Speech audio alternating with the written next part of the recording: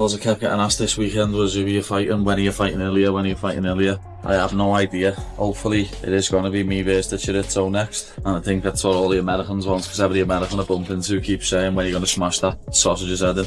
I'm hoping that gets sorted, but I understand that I am rank 9 or something, so other people probably are more deserving, but Posh Boy definitely isn't. Little rich boy Armin, showing how desperate he is, offering him £1 million to fight him. Spoiled rich baby, trying to pay the way out of things. That's why he quit when he was making weight in a bath like a little bitch. Armin's irrelevant, no one cares about him. As I always say, I've got nothing but respect for Justin, but I keep seeing in interviews him saying he doesn't want to fight me. I think the only fight that makes me an Ilya. Seen Dan Hooker talking shit the other day as well. I used to like Dan Hooker. Now you can eat shit. You gotta delete him from the rankings. Even he's not even deserved to be in top 10. He beat last 3 guys. Chandler, he had 3 losses. It was Bobby Green, he had 3-4 losses. It was Tony Ferguson, he had 8 losses. That's crazy. And like, you wanna bring that guy to fight for the title? Is 8-0, 2-0. Oh, that's pretty bad when you put it that way. No, I like it. This is unbelievable. You're having a good time. I've never seen you smile so much. Why? You're having a good time. Yeah, I live the best life in the world. How I cannot smile? What are you doing in Paris? I came for the Venom. I got the contract from the Venom. Oh, wow. So now you're sponsored by them. And we had a photo shoot today, and tomorrow we're gonna do like crazy videos, like from Bruce Wayne Castle. Wow, okay, I like this. So congratulations. Arman Tsarukyan's dominance extends far beyond what happens inside the octagon as he systematically conquers the media landscape with unprecedented effectiveness. His viral clips showcase a fighter living life at the highest level, backed by lucrative sponsorships, glamorous photo shoots at castle locations, and an unstoppable stream of content that captures attention across platforms. What separates Tsarukyan from typical contenders is his understanding that modern championship status requires more than knockout power. It demands genuine star power and the ability to command attention anywhere, anytime. His tireless commitment to becoming the division's most recognizable figure, the fighter everyone acknowledges as the real champion despite lacking official gold, is precisely what makes a potential matchup with Paddy Pimblett at UFC 329 carry such enormous implications for both careers. Tsarukyan's mastery of streaming platforms demonstrates his sophisticated understanding of what contemporary MMA fans truly crave. He recognizes. Yeah, now people like behind me and like they from the streams, they know what's how I'm in the real life, because it's 4 hours. From the interview, you cannot show everybody like what are you doing, like it's 15-20 minutes and that's it. But when it's like a stream, Yeah. it's like 4 or 5 hours, and I just do like what I do in I'm same, and people like it. Recognizes that 15-minute post-fight interviews no longer satisfy an audience hungry for genuine connection and unfiltered access to a fighter's real personality. Dedicating hours to live streaming allows him to construct authentic relationships with viewers who feel they genuinely know him, not just his highlight reel. This grassroots cultivation of passionate support provides him with tremendous leverage when facing heavily promoted opponents because he will enter any cage with both undeniable skills and a devoted fan base invested in his journey. When he eventually collides with someone like Paddy Pimblett, the event transcends a simple fight card edition, becoming a clash between 2 complete entertainment packages with massive followings. Recognition of Tsarukyan's media campaign as generational in scope feels entirely justified, yet his response reveals the strategic humility that makes his persona so compelling to diverse audiences.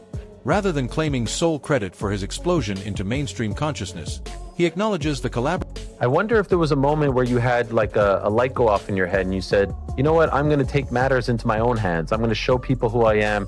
They'll love me. They'll get behind me. And it's worked because you're getting a lot of praise from a lot of people for what you're doing. People are saying it's a generational media run. It's one of the great media runs. In fact, I think your management is getting a lot of credit, but really I think it's all from your brain. I think they don't actually deserve any of the credit. I think it's all you. No, everybody deserves, the guys who invite me to the streams, the people who invite me to have an interview, because it's like comes everything automatic. Efforts of his team and the opportunities they've collectively capitalized on together. This combination of absolute self-assurance during competition and gracious appreciation outside of it forms a magnetic appeal that draws fans from beyond traditional MMA demographics. His understanding that success requires more than individual brilliance, that it demands strategic coordination with everyone in his circle, propels him relentlessly toward the division summit. Every element of this calculated ascension makes his inevitable confrontation with any elite name, particularly Paddy Pimblett, feel both unavoidable and explosively anticipated. The revelation that Tsarukyan's food content generates 15 to 20 million views demonstrates his remarkable ability to connect with audiences beyond combat sports enthusiasts. Receiving complimentary meals everywhere he travels isn't merely a celebrity perk. It's concrete evidence that his fame penetrates mainstream culture far deeper than typical fighter recognition, cultivating a multi-dimensional personality that appeals to casual viewers who might... Yeah, the food things is really big right now because my views, like, it goes so viral. It's like 15-20 million minimum from the videos. So when Wow. I eat, and now like now I eat for free everywhere. Mate, look at this one, the Popeyes. You like the Popeyes? Yeah, oh, it was so good. It was good. Yeah, Popeyes was good. Yeah, especially chicken. I've never tried before Popeyes, so it was my first time, Wow. and I like it so much. They commented on the video. Never watch a full fight card represents precisely the crossover appeal the UFC desperately seeks in its athletes. Picture the commercial potential when this media-savvy, uncrowned king with massive viral eating videos finally enters the cage against another polarizing sensation like Paddy Pimblett. The promotional narrative constructs itself effortlessly, transforming what could be just another lightweight bout into a genuine cultural phenomenon that transcends sport. Paddy Pimblett's accusation that Tsarukyan stole his food-eating content concept provides exactly the inflammatory rhetoric that ignites legendary rivalries between fighters.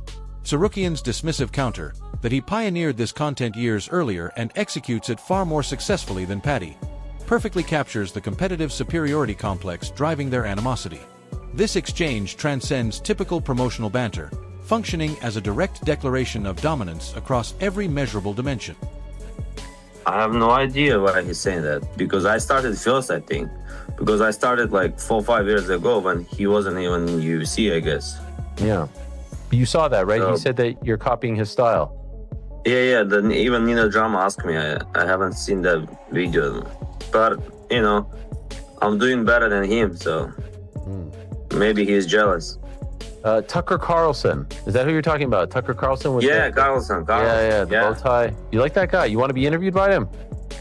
Each verbal jab and claim of superiority systematically escalates the tension, transforming casual fan interest into desperate anticipation for physical resolution. Every statement Tsarukyan makes positioning himself above Paddy increases the psychological stakes exponentially for their eventual UFC 329 confrontation.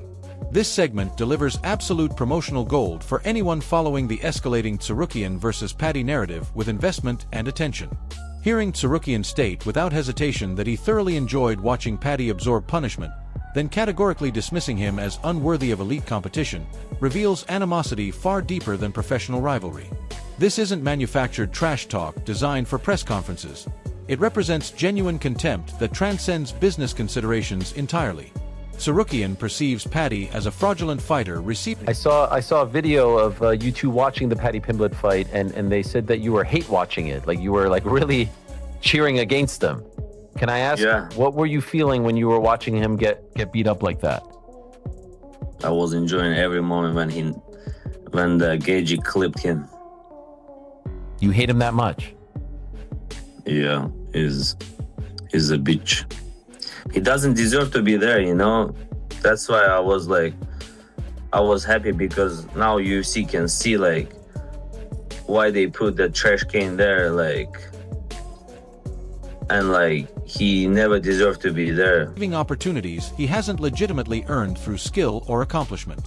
This authentic, visceral hostility represents exactly what fans desperately crave from their combat sports, establishing perfect conditions for a violent encounter where Tsarukyan will undoubtedly seek to inflict maximum damage while definitively proving his superiority. Tsarukyan's outrageous declaration that he could defeat both Justin Gaethje and Paddy Pimblett consecutively in a single evening perfectly exemplifies his championship mentality and unshakable self-belief. His technical breakdown, dismissing Paddy's abilities as non-existent beyond pure durability, represents a devastating assessment coming from an elite lightweight competitor. This statement transcends simple insult, functioning as tactical analysis from someone who studies the division's landscape with professional precision. Such bold proclamations, especially following Paddy's recent defeat, positioned Tsarukyan as the division's legitimate uncrowned king regardless of promotional narratives. What did you think of the fight overall? To be honest, I would beat both of them on the same night. Even like two, I'm one, they're two. Same night, I could beat them. One retirement man and one young kid, like without experience. Why do you feel that way? What did you see? I mean, Gage, he's good, but he got tired from the second round. He dropped him and he couldn't stop him because he tired from the first round. And Paddy Pimblett, he has zero MMA skills. He has a chin, and that's it. .com. Transforms the prospect of him finally getting physical with Paddy Pimblett into an absolutely essential viewing event, a definitive opportunity for Tsarukyan to validate every provocative word with undeniable violence. Tsarukyan delivers a brutally direct assessment of Paddy's technical abilities, flatly stating he possesses zero technique and that every ranked lightweight except promotional favorites would dominate him. This represents a frontal challenge to UFC matchmaking decisions and an emphatic declaration of his own elite positioning within the division's hierarchy. He's systematically deconstructing the credibility of fighters the organization has attempted to elevate through favorable matchmaking. For fans who appreciate unfiltered honesty from top contenders, this kind of fearless analysis only intensifies anticipation, making Tsarukyan's potential collision with Paddy an undeniable opportunity for him to conclusively validate his controversial assessments. Tsarukyan's analysis of Paddy's inflated confidence To be honest, oh my god, I feel like everybody can beat him. Like the good fighters, like who is on the prime from top 15, everybody can beat unless like it's Michael Chandler, because Michael Chandler, UFC made him to be on the top 15 as well, like him. And so people are giving them If you go to the list, right? Yeah. Steve, Benoit, me, Oliveira, Holloway, everybody can beat him. Dan Hooker? Dan Hooker beat him. demonstrates remarkable insight, attributing it directly to victories over inferior competition and declining legends like Tony Ferguson. This critique targets not just personal characteristics, but Paddy's entire resume and the manufactured perception surrounding his accomplishments. By specifically highlighting Ferguson's diminished state during their bout, Tsarukyan strategically devalues Paddy's most prominent victory, stripping legitimacy from the hype train that carried him toward contention. This detailed, unsparing evaluation from an elite contender makes their potential clash infinitely more compelling, as Tsarukyan clearly believes he'll face a fundamentally flawed opponent rather than a legitimate championship-caliber fighter. When directly asked whether Paddy's devastating loss evoked any sympathy, Tsarukyan's immediate and definitive... Do you think he was overconfident? He was overconfident because he beat the trash cans like Chandler, Bobby Green, Ferguson. One of the Ferguson was good one point, but he was on his loss.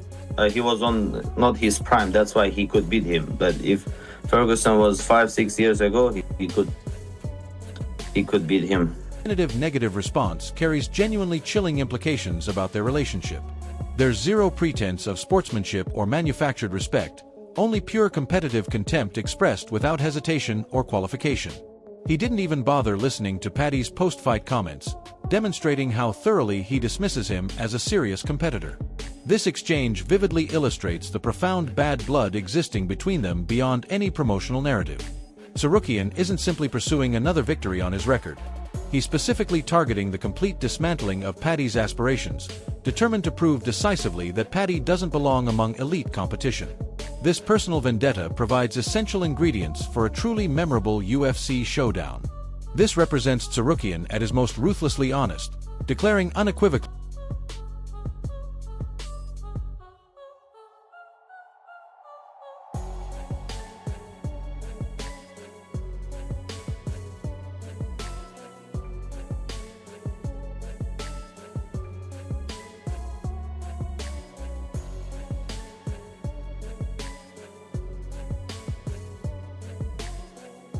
that Paddy's championship dreams will never materialize through legitimate competition unless Dana White simply hands him a belt without requiring actual victory. It's a merciless dismissal of Paddy's title aspirations, characterizing him as fundamentally incapable of earning championship status inside the cage.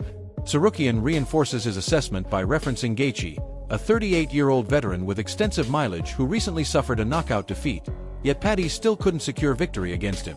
This transcends typical critique, functioning as complete character assassination of Paddy's abilities and legitimacy as a contender.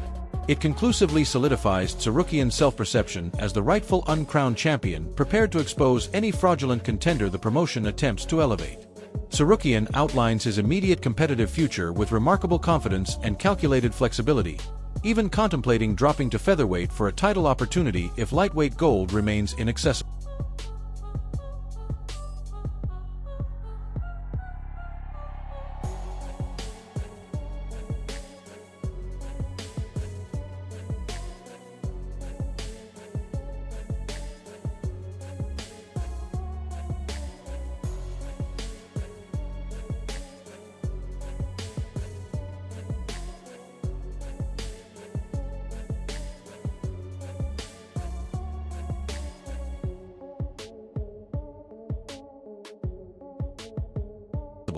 This audacious willingness to potentially pursue the 145-pound championship demonstrates extraordinary hunger for gold and refusal to remain patient in a congested division. Such decisive, ambitious strategic thinking distinguishes him from typical contenders who wait passively for opportunities to materialize. It dramatically amplifies his uncrowned champion narrative and makes his pursuit of championship status, regardless of weight class, an increasingly compelling storyline approaching UFC 329. The extensive conversation about executing a featherweight cut underscores Tsarukyan's exceptional dedication and meticulous strategic planning with his coaching team. His detailed consultation regarding the weight reduction process, acknowledging the extreme difficulty while maintaining confidence in their ability to succeed, reveals relentless championship pursuit. Walking around at 175 to 177 pounds means this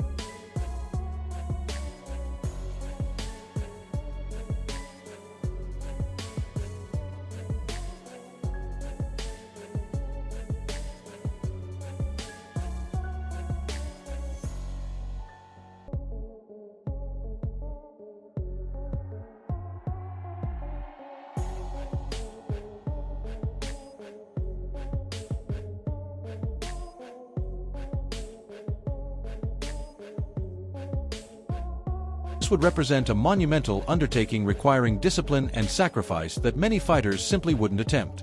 This unwavering commitment to securing a title through any necessary means further establishes his uncrowned champion identity and creates a stark contrast with fighters like Paddy, who frequently face criticism regarding their weight management practices.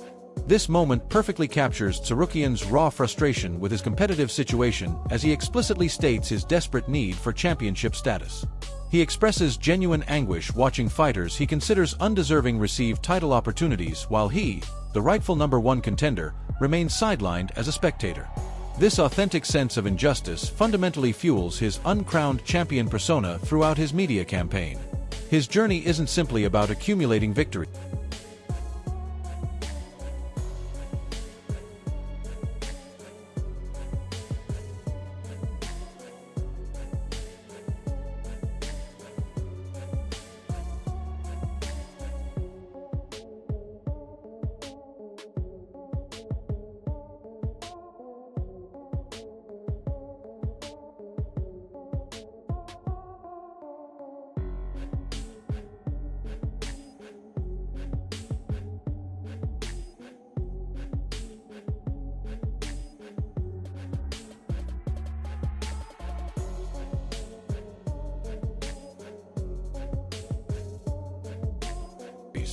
It's about claiming what he believes the organization owes him based on merit and performance.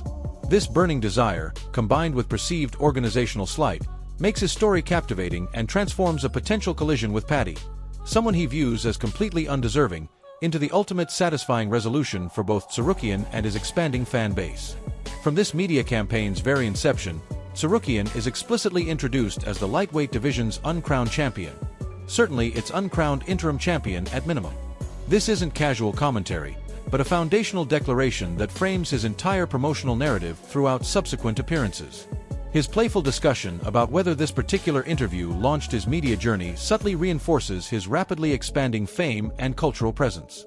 This early establishment of his rightful status, articulated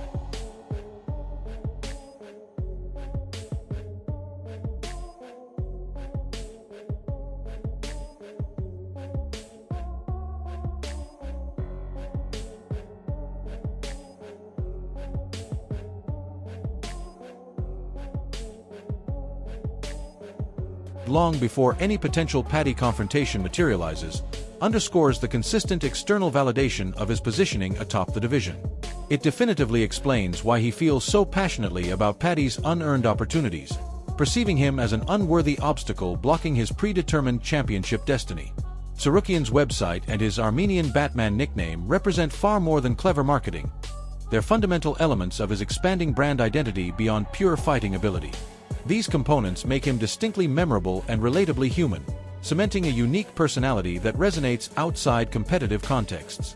When he emphasizes that he didn't select the nickname personally, but that fans organically bestowed it upon him, it demonstrates an authentic grassroots connection with his audience, proving he genuinely represents the people. This burgeoning star power means any future opponent, especially someone as polarizing as Paddy Pimblett, isn't merely facing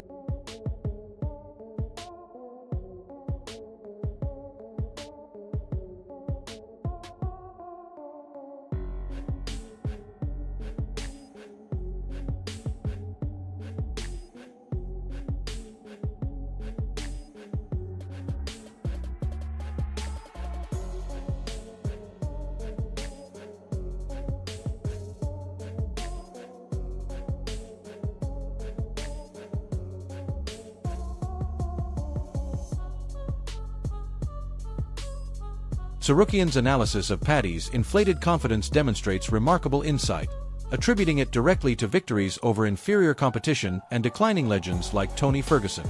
This critique targets not just personal characteristics, but Paddy's entire resume and the manufactured perception surrounding his accomplishments.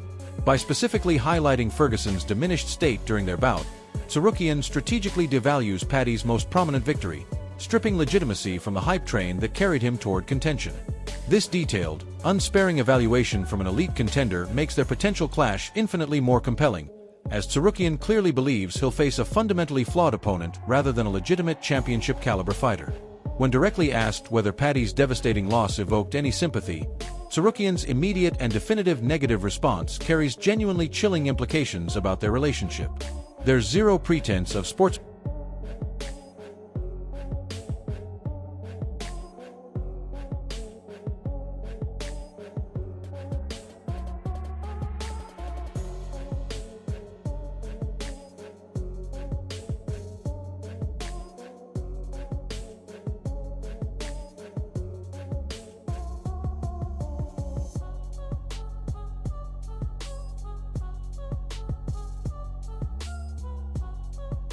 or manufactured respect, only pure competitive contempt expressed without hesitation or qualification.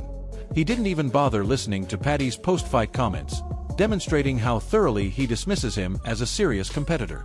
This exchange vividly illustrates the profound bad blood existing between them beyond any promotional narrative. Tsarukyan isn't simply pursuing another victory on his record. He's specifically targeting the complete dismantling of Paddy's aspirations, determined to prove decisively that Paddy doesn't belong among elite competition. This personal vendetta provides essential ingredients for a truly memorable UFC showdown. This represents Tsarukyan at his most ruthlessly honest, declaring unequivocally that Paddy's championship dreams will never materialize through legitimate competition unless Dana White simply hands him a belt without requiring actual victory. It's a merciless dismissal of Paddy's title aspirations, characterizing him as fundamentally incapable of earning championship.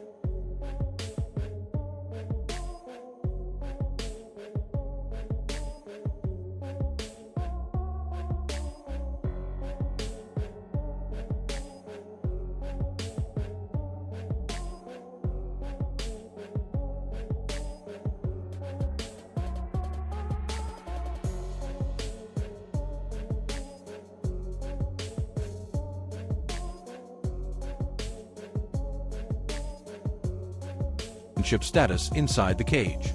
Tsarukyan reinforces his assessment by referencing Gaethje, a 38-year-old veteran with extensive mileage who recently suffered a knockout defeat, yet Paddy still couldn't secure victory against him. This transcends typical critique, functioning as complete character assassination of Paddy's abilities and legitimacy as a contender. It conclusively solidifies Tsarukyan's self-perception as the rightful uncrowned champion prepared to expose any fraudulent contender the promotion attempts to elevate. Tsarukyan outlines his immediate competitive future with remarkable confidence and calculated flexibility, even contemplating dropping to featherweight for a title opportunity if lightweight gold remains inaccessible. This audacious willingness to potentially pursue the 145-pound championship demonstrates extraordinary hunger for gold and refusal to remain patient in a congested division. Such decisive, ambitious strategic thinking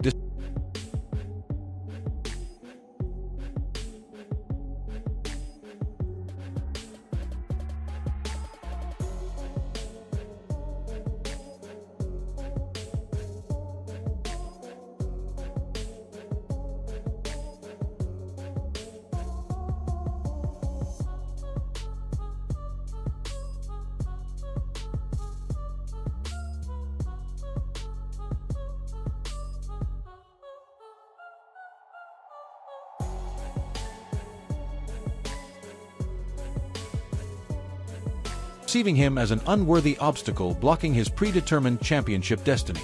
Tsarukyan's website and his Armenian Batman nickname represent far more than clever marketing. They're fundamental elements of his expanding brand identity beyond pure fighting ability. These components make him distinctly memorable and relatably human, cementing a unique personality that resonates outside competitive contexts.